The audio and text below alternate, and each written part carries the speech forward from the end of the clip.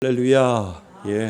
하이델베르그가 얼마나 좋은지요. 왜냐하면 특별히 하이델베르크는 우리들에게 십계명에 대해서 아주 다시 한번 조명을 해주고 있습니다. 우리들이 살면서 결국은 신약에서 예수님께서 말씀하실 때 이 십계명을 요약해서 말씀해 주셨잖아요. 그 요약이 뭡니까? 위로는 하나님을 사랑하고 옆으로는 내 이웃을 내 몸같이 사랑하라. 이것을 요약해서 신약에서 예수님께서 말씀하셨고, 구약에서는 이렇게 십계명에 대해서 우리들에게 가르쳐주고 있습니다. 그래서 십계명이 참 이 땅을 살아갈 때도 참 중요해요. 왜냐하면 이것을 우리가 늘 기억하면 우리가 죄를 기억하게 되거든요. 왜냐하면 이것이 결국은 십계명에서 벗어나면 죄거든요. 그러니까 우리가 죄를 안 지을 수 없는데 죄를 깨닫게 하기 위해서는 이 십계명이 우리들 가운데 분명히 있어야 되고 이 십계명을 우리가 기억함으로 말미암아 그래 내가 이렇게 잘못했지 내가 돌아서야지라고 하는 그 깨달음을 십계명을 기준으로 해서 내가 하나님을 제대로 사랑하지 아니했고 내가 이웃을 내 몸같이 사랑하지 아니했던 그 죄를 내가 지었구나라고 해서 우리가 다시 돌아서서 그 회개를 하고 다시 하나님 앞으로 돌아올 수 있는 그 기준이 무엇이냐면 그 기준이 성경이지만 그 성경 안에 십계명을 통해서 우리들에게 가르쳐주고 있다는 거죠.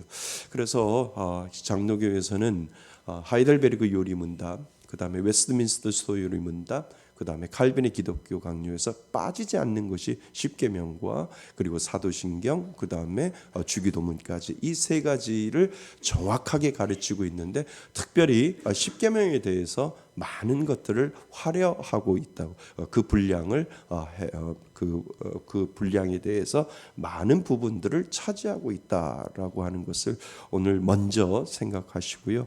우리는 계속해서 8계명이 뭡니까? 도둑질하지 말라. 오늘 8계명 도둑질하지 말라. 도둑질하지 말라에 대해서 저희들이 이제 지난주까지 뭐 했죠? 간음하지 말라라고 하는 것까지. 그래서 제일 중요한 게 뭐라고요? 간음하지 말라가 무슨 간음? 육체적인 간음이 아니라 영적인 간음이 참 무서운 거예요. 그러니까 영적인 간음. 그러니까 하나님 외에 다른 신을 섬기는 것이 간음이에요. 좋아하기 때문에, 사랑하기 때문에 하나님보다 더 좋은 것을 사랑하면 그걸 뭐라고요? 영적인 간음이라고 우리들에게 이야기를 해주고 있다는 거죠. 자, 오늘은 도둑질하지 말라, 도적질하지 말라, 도둑질하지 말라에 대해서 우리가 하나하나 공부해 봅니다. 하나님을 믿는 우리는 그분의 청지기입니다. 우리는 주인이에요? 아닙니다. 청지기입니다. 청지기는 주인의 집과 사업을 맡아 잘 관리하는 사람입니다. 맞죠?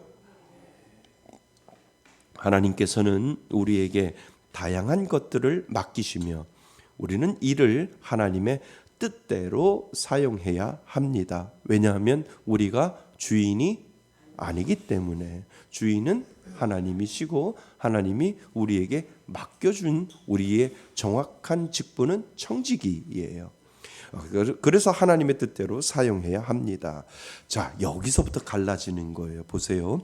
에덴 동산에서 아담은 하나님께서 맡기신 동산을 잘 뭐하라고 했어요? 관리하라고 했어요. 맡겨주신 거예요.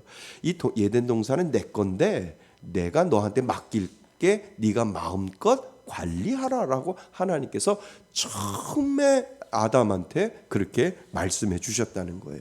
그래서 맡기신 동산을 잘 관리해야 했지만 하나님의 절대적 소유권, 여기다 밑줄을 좀 쳐 넣으세요. 하나님의 무슨 소유권이요? 절대적 소유권이에요. 그러니까 이 세상은 누구 거예요? 다 하나님 거예요. 그거를 다시 말하면 절대적 소유권, 절대로 안 바뀌는 소유권이에요. 그러니까 이거는 다 하나님 거예요. 그러니까 절대적 소유권을 망각하고 뭐를 따먹었어요? 선악과를 먹었습니다. 근데 그 선악과가 누구 거라고요? 하나님 건데 내 것처럼 먹었기 때문에 그것이 뭐예요? 죄가 되었다는 거예요. 그것이 다시 말하면 뭐예요? 하나님 것을 훔쳐서 먹었다라고 하는 거예요. 그것이 뭐예요? 다시 말하면 하나님 것을 도둑질한 거예요. 그러니까 그 도둑질은 어디서부터? 에덴 동산에부터 시작됐다라고 하는 것을 지금 이야기를 해주는 거죠. 그러니까 그 순간부터 인간은 자신의 소유가 아닌 것을 자신의 것처럼 취하는 뭐를 짓게 되었어요? 죄를 짓게 되었습니다. 그러니까 도둑질의 죄는 어디서부터 시작됐다? 에덴 동산에서. 하나님 거, 하나님의 선악과를 뭐요? 훔쳐서 따서 먹었다. 요즘 과수원에서 따면 뭐라 그래요? 도둑질이라고 해요. 그잖아요. 옛날에는 참외서리는 그냥 눈 감아 줬지만 지금은 참외서리를 해도 도둑질이라고 하는, 똑같아요. 그러니까 선악과를 따먹는 것도 도둑질이라는 거예요. 그러니까 우리의 최초의 도둑질은 어디서부터 시작된 거예요? 하나님 것을 따먹는 것부터 시작됐다라고 하는 거예요. 선악과를 따먹는 것부터 도둑질은 시작되었다. 그러니까 도둑질의 기원은 어디서부터요? 에덴 동산에서부터 시작됐다라고 할 수가 있지요. 자, 우리 안에는 이기적인 본성이 있습니다. 이게 뭐예요? 죄죠. 그죠? 이기적인 본성이 있습니다. 부모가 가르쳐주지 않아도 아이들은 자연스럽게 자기 것을 뭐하고 주장하고 남의 것을 탐내는 모습을 보입니다. 그렇죠. 부모가 가르쳐주지 않아도요. 단순히 도둑질이라는 행위만이 죄가 아니라 마음속에 자리 잡은 탐욕, 그죠? 갖고 싶은 마음이 있잖아요. 가르쳐주지 않았는데, 그죠? 탐욕이다 동그라미. 그러니까 탐욕, 가르쳐주지 않았는데 이 에덴 동산에서부터 따먹었던 그 욕심, 도둑질에 대한 죄의 본성이 우리 안에 잠겨져 있는 거예요. 그러니까 내가 갖고 싶은 욕심, 갖고 싶은 욕망이 내 안에 언제서부터? 아담의 죄로부터 시작해서 내 안에 지금도 누군가가 가르쳐주지 않았는데도 태어나자마자 그 탐심에 대한 욕심이, 갖고 싶은 욕심이, 도둑질하고 싶은 욕심이 가르쳐주지 않았는데도 누구 안에? 우리 안에 있다라고 하는 거지요. 그래서 단순히 도둑질이라는 행위만이 죄가 아니라 마음속에 자리 잡은 탐욕과 자기중심적인 사고가 도둑질의 근본 원인입니다. 이해되셨죠? 예. 그래서 우리는 이 세상과 그 안에 있는 것들을 하나님이 아닌 자신의 소유로 여기기 쉽습니다. 그렇죠? 말 안 해도 그냥 하잖아요. 소유로 여기잖아요. 자, 그러나 절대적인 의미에서 우리 것이란 아무것도 없습니다. 아멘. 믿으세요? 네, 여러분들이 내 거라고 하는 거 사실 내 거예요? 아니에요. 아니, 잠시 정말 맞아요. 빌려 쓰다가 부르시면 놓고 가는 거예요. 놓고 가는 거예요. 그래서 옛날 어르신들 보면 수위에 뭐가 없어요? 주머니가 없다라고 그러잖아요. 수위에 주머니가 없잖아요. 가져갈 거 아무것도 없기 때문에 수위에는 특별히 뭐를 안 만들어놔요? 주머니를 안 만들어 놓는 거죠. 그래서 절대적인 의미에서 우리 것이란 아무것도 없습니다. 집, 땅, 자동차를 소유할 수 있지만 그것들은 영원히 우리의 것이 아닙니다. 이게 신앙인이 가지고 있는 정신이지요. 그죠? 우리 집도 내 것이 아니요. 집 권리층이 있어도 내 거 아니에요. 잠시 그냥 분배해 놓은 거지. 그러면 땅도 내 거 아니요, 집도 내 거 아니요, 자동차도 내 거가 아닙니다. 그것들은 영원히 우리의 것이 아닙니다. 하나님께서 주신 것이며 필요에 따라 거두어 가실 수도 있고, 누가? 하나님이. 또 더 많이 맡기실 수도 있습니다. 왜? 누구 마음이에요? 주인이 마음이에요. 주인 마음. 주인이 그 청지기에게 더 맡길 수도 있고, 1달란트 맡길 수도 있고, 5달란트 맡길 수도 있듯이 성경에서 그대로 우리들에게 설명을 해주고 있는 거예요. 단지 맡긴 것에 대해서 우리는 뭐예요? 최선을 다하여 충성된 하나님의 종의 청지기의 역할을 우리가 감당하면 되는 거지요. 그래서 거두어 가실 수도 있고 더 많이 맡길 수도 있습니다. 우리는 주인이 아니라 청지기로서 하나님께서 기뻐하시는 방식으로 우리의 삶과 물질을 우리는 사용해야 합니다. 그러니까 누구를 기뻐하도록, 하나님을 기뻐하도록 우리는 청지기로 내게 주신 것을 하나님을 위해서, 주인을 위해서 우리가 사용하는 것이 가장 복된 삶이 된다라고 하는 것을 우리들에게 가르쳐 주고 있지요. 그래서 믿음이 있는 사람이라면 자신이 가진 모든 것이 누구에게서? 하나님에게서 왔음을 고백할 것입니다.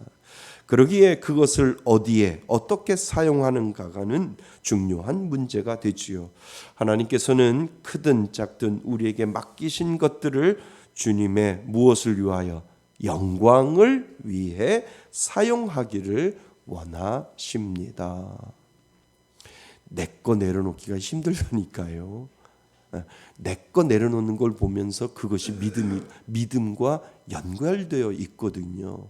아유, 하나님 나에게 많은 것 맡겨 놓았으니 주의 영광을 위하여 사용하겠습니다 라고 하는 이 믿음의 고백 쉬운 줄 아세요? 아니요, 안 쉬워요. 안 쉬워. 내 거를 내려놓는 것이 아니고 누구 거를 내려놔요? 하나님 것을 내려놓는 거죠. 자, 우리는 매 순간 우리의 생각과 말과 행동이 하나님의 무엇을 영광을 위한 것인지 살펴보아야 하지요. 자, 제8계명은 단순히 도둑질하지 말라는 의미를 넘어서 하나님께서 우리의 모든 것의 무엇이심을, 주인이심을 인정하는 것을 포함한다라고 제가 말씀을 드렸어요. 그러니까 단순히 누군가를 훔쳐내는 것이 도둑질이 아니라 하나님께서 우리에게 모든 것의 주인임을 인정하는 것, 그러니까 하나님 것을 빼돌리지 않는 것, 그것까지 다 포함되어 있다라고 하는 거지요.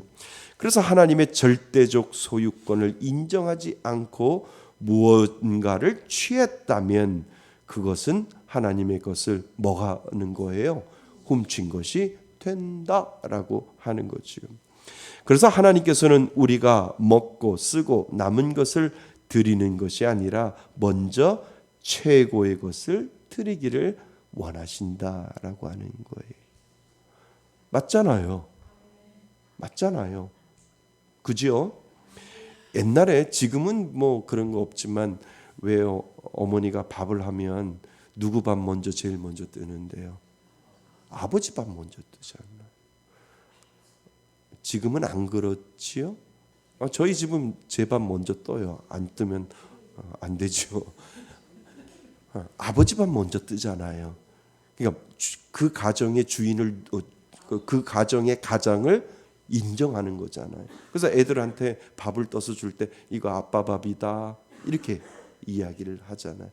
그런 의미라는 거예요. 그러니까 하나님이 모든 것들을, 이 세상의 모든 것들을 주었는데 하나님께 우리가 먹고 쓰고 남은 것을 드리는 것이 아니라 먼저 최고의 것을 드리기를 하나님은 원하신다는 거예요. 자, 이것이 무슨 정신이에요? 11조 정신이에요. 11조 정신이 돈만을 이야기하는 것이 아니에요. 헌금만을 이야기하는 것이 아니에요. 우리들의 모든 삶 가운데 하나님 것을 먼저 생각하고 하나님 것을 먼저 드리는 것이 하나님이 그 마음을 기억하신다는 거예요. 그러니까 우리 교회 성도들 교회 오면 제일 먼저 누구 앞에 가야 돼요? 하나님 앞에 가서 기도 먼저 하셔야죠. 왜요? 교회 와서 하나님 앞에 내가 먼저 하나님 앞에 최고의 첫 마음을 하나님 앞에 먼저 드리고, 하나님 제가 헌신하고 제가 봉사하고 제가 카페에서 제가 커피 먹고 제가 떠들겠습니다라고 하는 이 마음의 고백이 먼저 우리들 가운데 있을 때 하나님이 뭐라고 하시냐면, 야, 내 집에 왔는데 나를 먼저 인정하는구나 라고 하나님께서 말씀하신다는 거예요. 그러니까 우리 교회는 그거가 아주 정착이 잘 되어 있었어요. 잘 되어 있어요. 그래서 처음 교회 오시는 분들은 모를까봐 우리 권사님들이 시키잖아요. 먼저 하나님 앞에 들어가서 기도하고 나와요 라고 얘기하잖아요. 이것이 첫 마음이에요. 그러니까 자꾸 돈하고 연결되는 것이 아니라 모든 삶의 먼저를 하나님은 원하신다는 거예요. 그러니까 우리가 누구 집에 가면 그 집안에 어르신이 있으면 어르신한테 먼저 가잖아요. 어르신이 저쪽 방에 있으면, 사랑방에 있으면 아유 잠깐만요, 어르신한테 먼저 인사드리고 제가 잠깐 나올게요 하고 들어가서 어르신 저 놀러 왔습니다 라고 인사하고 그리고 나서 다른 거 하잖아요. 이것이 기본적인 예의잖아요. 맞죠? 그럼 교회 오면 누구한테 먼저 와야 돼요? 하나님 앞에 먼저 와서 하나님 앞에 먼저 기도하고 잠깐만요. 이거 중요한 게 먼저 교회에 왔으니까 제가 누구한테? 하나님 앞에 먼저 들어가서 기도하고 나올게요. 이 마음을 하나님이 최고로 여겨주신다는 거예요. 이것이 청지기의 삶이라니까요. 청지기의 아주 작은 것이지만 이 청지기의 삶이 헌금과도 연결되어 있고 시간과도 연결되어 있고 물질과도 연결되어 있고 모든 우리들의 행동과도 연결되어 있음을 우리들에게 가르쳐주고 있다라고 하는 거예요. 하나님은 돈을 원하시는 게 아니라니까요. 모든 첫 것의 첫 마음과 첫 생각을 하나님 앞에 드리는 것, 이것을 하나님은 최고로 생각하신다는 거예요. 아멘. 맞습니다. 그래서 우리 교회 성도들은 오면 제일 먼저 누구한테 첫 마음을 드려야 돼요? 하나님 앞에 첫 마음을 드려요. 하나님 저 왔어요. 이 한마디만 해도 하나님이 인정하신다는 거예요. 하나님 저 왔어요. 속상하지만 그래도 하나님 앞에 왔어요. 그러면 뭐라 그러는지 알아요? 잘 왔다고. 내 네 마음 안다고. 네 속상한 마음 안다고. 네 외로운 마음 안다고. 네 괴로운 마음 안다고. 너 육신의 어려움, 아픈 거 안다고. 누가 말씀하셔요? 하나님이 말씀하셔요.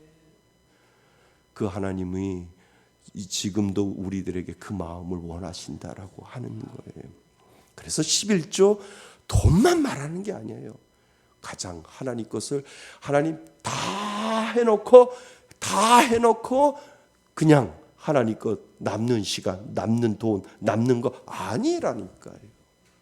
하나님은 첫 것을 좋아해요. 구약에서 보면 첫 태생, 그리고 첫 새끼, 그리고 모든 짐승들이 첫 것을 하나님이 좋아하시는 이유가 무엇이냐면 그것을 좋아하는 것이 아니라 누구의 그 사람의 마음.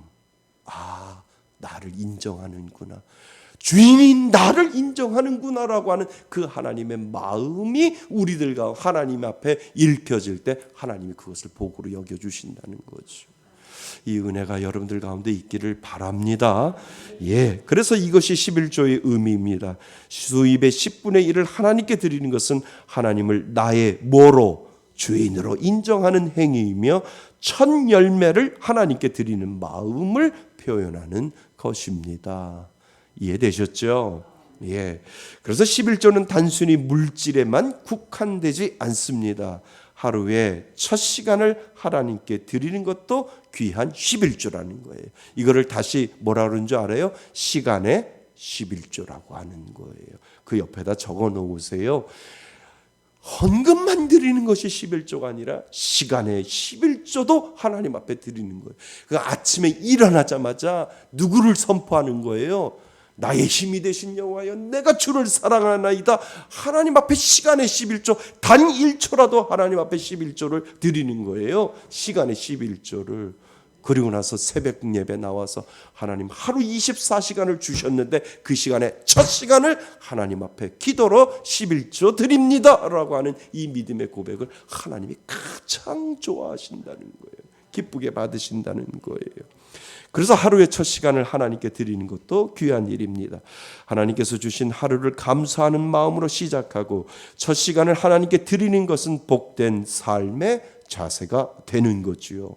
그러나 우리가 하나님께 드려야 할 시간을 도둑질하는 경우도 있다는 거예요. 나중에 하나님이 얘기할 거예요. 나중에 하나님 앞에 심판하면 야, 너 시간을 도둑질했네? 너 도둑질했어? 라고 하나님이 누군가에게는 이야기하실 수 있다는 거죠. 자, 예를 들어서 토요일 밤늦게까지 자기 하고 싶은 일 하다가 주일 예배 시간에 졸거나 예배를 소홀히 하는 것도 하나님의 무엇을? 시간을 훔치는 것입니다. 그지요? 그래서 옛날에 어렸을 때 부흥 강사님들 오시면 야 집에 가서 자자 이런다고요. 어디서 교회 와가지고 자 막 그랬었어요. 그래서 아유 어떻게 목사님이 경동망동하게 그런 말씀을 하실까? 아니요, 시간을 도둑질한 거잖아요. 내가 교회 와서 잘 바에는 빨리 집에 가서 피곤한 것 다 하고 하나님 앞에 온전하게 하나님 앞에 예배드리는 그 마음. 근데 그것을 하지 않았을 때 시간을 하나님 것을 빼앗아서 훔쳐간 거하고 똑같다라고 한다는 거죠. 그러니까 이게 참 무서운 거예요. 시간의 도둑질, 시간을 뭐 하는 거예요? 훔치지 말라라고 이야기를 하는 거예요. 그러니까 우리는 물질만 생각하는 거, 물질이 아니라니까요. 영적인 부분까지 도둑질을 우리는 생각해 보셔야 된다는 거죠. 하나님께서는 우리에게 각기 다른 재능과 은사를 주셨습니다. 그것을 가정이나 교회, 사회에서 하나님의 뜻대로 사용하지 않는다면 그것 또한 하나님의 것을 도둑질하는 것입니다. 하나님 분명히 저와 여러분들에게 은사와 재능을 주었잖아요. 그것도 사용하지 않은 것도 뭐라고요? 주신 이가 누군데요? 하나님 거잖아요. 하나님 건데 내가 사용하지 않고 있다라고 하면 하나님은 그것도 도둑질이라고 말씀하신다는 거죠. 그래서 우리의 이성과 감성, 의지, 손과 발, 귀와 입을 하나님께서 기뻐하시는 방식으로 사용해야 합니다.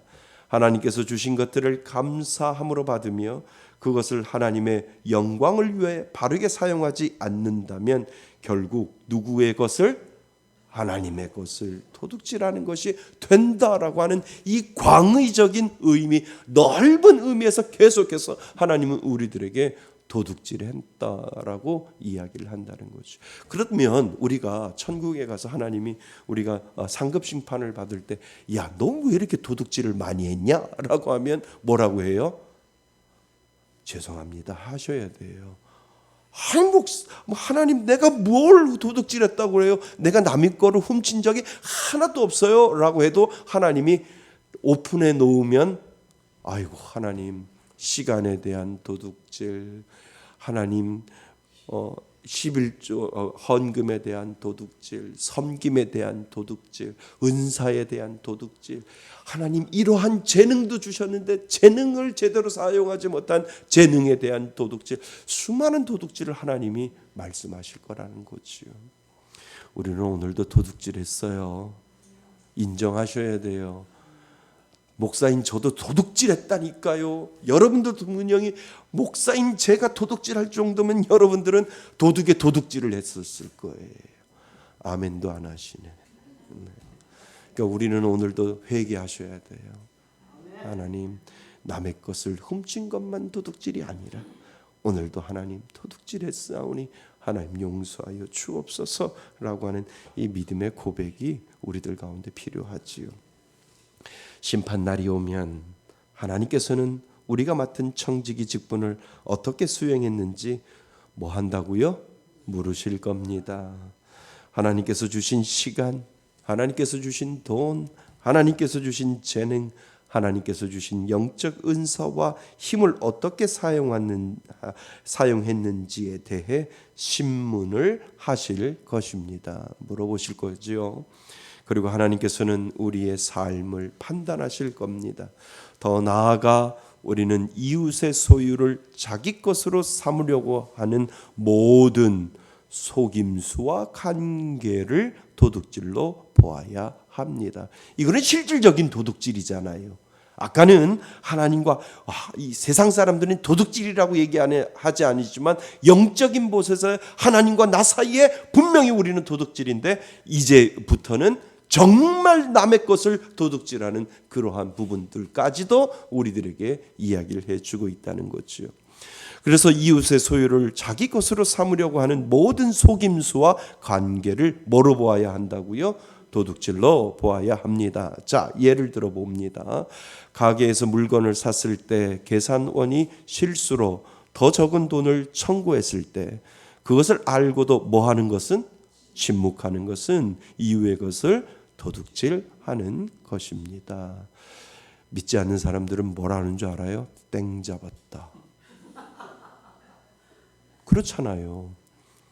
우리 교육 장로님하고 권사님들하고 이렇게 이제 회의하고 가서 식사를 하는데 계산 잘못했잖아요. 근데 내 마음 속에도 처음에 쓱 들어오려고 하는데 딱 막았죠. 땡 잡았다는 말이 이렇게 나오려고 하다가 땡 소리만 하다 끝냈어. 아이 빨리 전화해서 빨리 계산 잘못했으니까 필요한 거 빨리 우리가 돈 더 보낼 거 더 보내야 된다고 제가 이야기를 했고, 또 권사님은 또 전화해가지고 계산 잘못했다고 해가지고 우리가 더 돈을 냈는데 이것까지 뭐라고요? 도둑질이라고요. 그러니까 믿는 사람들은 뭐 해야 된다고요? 정직해야 된다고요. 정직해야죠. 그거 없어도 살잖아요. 세월을 살다 보면 이거 없어도 사는데라고 하는데 괜히 그것 때문에 우리가 그냥 땡 잡았다라고 하는데 땡 놓쳤다니까요. 하나님 앞에. 그러니까 그거를 잘 생각하셔야 돼요. 가게에서 물건을 샀을 때 계산원이 실수로 더 적은 돈을 청구했을 때 그것을 알고도 침묵하는 것은 이웃의 것을 도둑질하는 것입니다. 그래서 우리는 일상에서 도둑질과 관련된 다양한 상황을 접합니다. 지나치게 높은 이자를 받는 것 도둑질이라는 거예요. 그래서 도리 대금 하지 말라고 하는 이유가 거기에 있는 거고요. 통장 잔액이 없는데 카드를 사용하는 것 뭐라고요? 이것도 도둑질 가능성이 높다는 거예요. 그러니까 믿는 사람들은 가능하면 신용카드 안 쓰는 게 맞아요. 저는 거의 다 체크카드 거의 99% 체크카드 쓰고 없으면 안 쓰고 있으면 씁니다. 하나님. 이게 참 좋더라고요. 이게 참 젊었을 때는 카드가 날라오면 쓸 때는 참 좋았는데 날라오는 그날부터 마음이 그래서 어느 순간부터 그냥 30대에 그냥 딱 다시는 나는 카드 안 쓸 거야라고 하고 지금까지는 계속 체크카드를 사용하고 있는데 그래야 될 것 같아요. 그래야 나는 돈이 없는데 신용카드가 돈이 있어서 내 거인 줄 알고 마음껏 썼다가 청구 영수증 날라오면 아이고 할 때가 있잖아요. 아이고 내 돈이 아닌데 내 돈처럼 썼구나. 이것이 죄의 마음이라는 거죠. 그래서 카드를 사용하는 것, 통장 잔액이 없는데도 카드를 사용하는 것, 빚을 갚지 않으려고 파산을 신청하는 것. 아니 없어서 정말 없어서 파산하는 거는 하나님도 봐줄 것 같아요. 그런데 뭐요? 먹고 살 것 다 있으면서 빚을 갚지 않으려고 뭐 하는 것? 파산하는 것. 그것도 도둑질이라는 거예요. 그러니까 잘 보셔야 돼요. 그러니까 파산할 때 뭐 개인 회생 이렇게 하시는 분들 이렇게 보면 믿지 않는 사람들 이렇게 보면 자기가 먹을 건 다 가지고 있으면서 파산을 해서 정부로부터 개인 회생 이렇게 하는 사람들 보면 그것도 죄라는 거예요. 믿는 사람들이 그러면 안 된다라고 하는 거예요. 어떻게든지 끝까지 내가 갚겠습니다. 지금은 돈이 없어도 제가 끝까지 갚겠습니다라고 하는 것이 믿는 사람들의 모습이지요.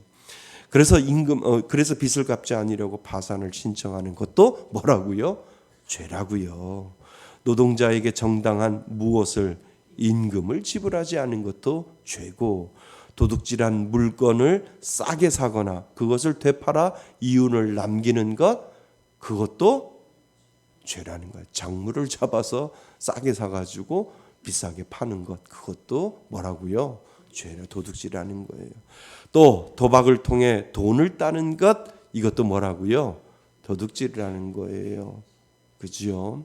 그래서 좀 이렇게 나열해 보았는데 정말 믿는 사람들은 이런 것에서 좀 많이 벗어나야지요. 끊어야지요. 하지 말아야지요. 그죠? 예. 그래서 특별히 빚을 갚지 않으려고 파산 신청하는 것, 이거 조심하셔야 됩니다. 국가가 기회를 줬는데 이것을 이용하면 것, 믿는 사람들에게는 뭐라고요? 죄라고요. 죄. 가능하면 최소한 끝까지 갚으려고 노력하는 그 노력이 필요하다라고 하는 겁니다.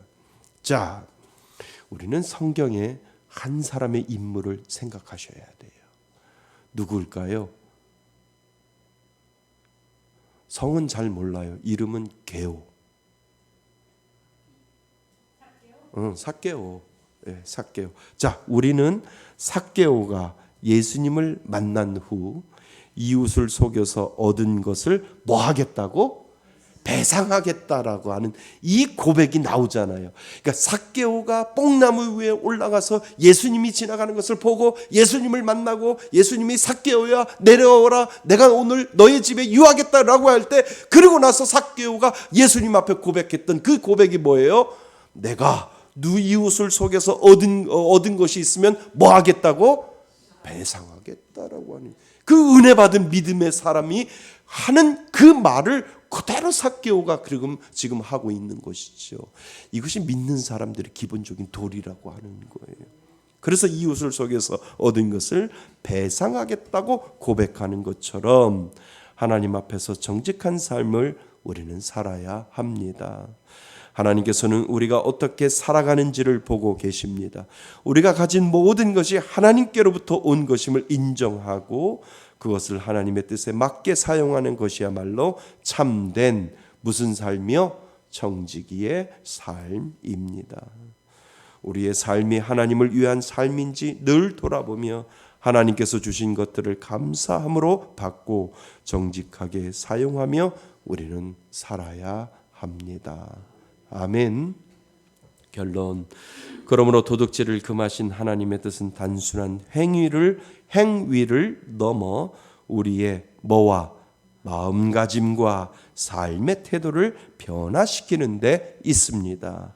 우리는 청지기로서 하나님께서 맡기신 것들을 정직하고, 동그라미 정직하고, 또 뭐하게? 신실하게 관리해야 합니다.